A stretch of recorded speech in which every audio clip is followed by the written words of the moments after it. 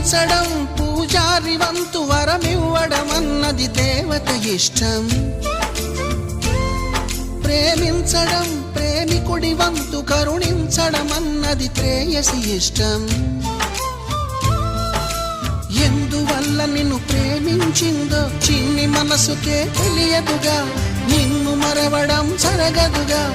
ఎందువల్ల నువ్వు కాదన్నావో ఎదురు ప్రశ్నలే వేయనుగా, ఎదురు చూపులే ఆపనుగా. ఏనాటికో ఒకనాటికి నీ ప్రేమ సాధిస్తా. నిన్ను చూడాలని ఉన్నా, నిన్ను చూడాలని ఉన్నా,